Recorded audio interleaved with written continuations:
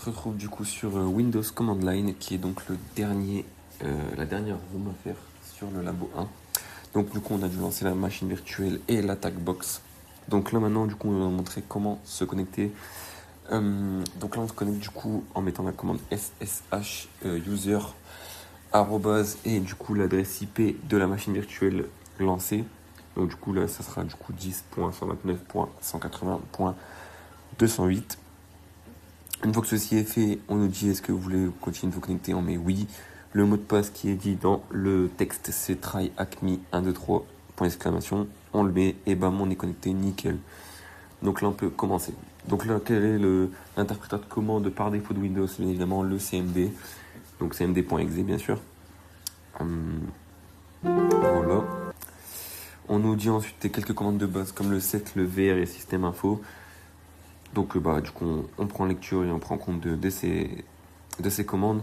On nous demande quelle est la version de l'OS sur notre machine virtuelle. On met la commande vr qui nous affiche du coup la version actuelle de Windows sur la VM.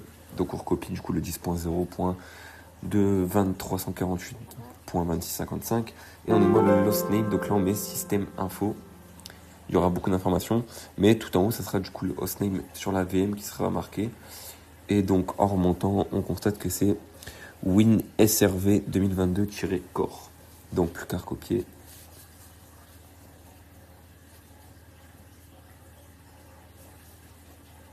Nickel. On passe à la suite. Donc là on va passer à la configuration, le truc internet, tout ça. Donc première question, quelle commande permet de regarder tous les trucs du serveur? Du coup c'est ipconfig/all. On le constate au-dessus, c'est marqué. Là, pour constater ce qui est les services qui sont en écoute sur les ports, on met du coup la commande netstat avec -abon pour avoir toutes les informations tout d'un coup. Et en fait, après, on a juste à aller chercher le port 135 et le port 3389 pour la suite. Donc 135, on constate que du coup c'est RPCSS. Nickel. Et pour 3389 qui est 2 cases en dessous, c'est terme service. Nickel. Donc là maintenant on va passer du coup au fichier et au répertoire dans Windows, dans un terminal du coup. Donc là on est dans un répertoire assez problématique non mais assez nul. Donc du coup on fait cd 2 points pour revenir en arrière.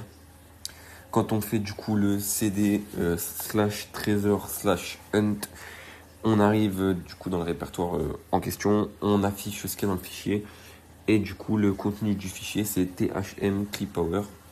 Là, on passe à la dernière avec du coup l'avant-dernière avec du coup task. Donc là, c'est quelle commande en gros on devait mettre si on voudrait voir les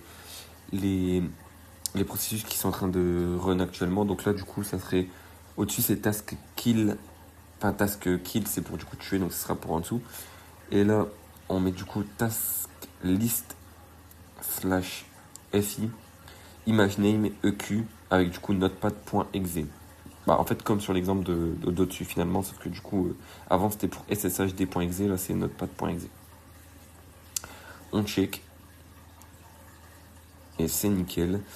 Et du coup, pour tuer le PID 1516, on fait task kill PID 1516.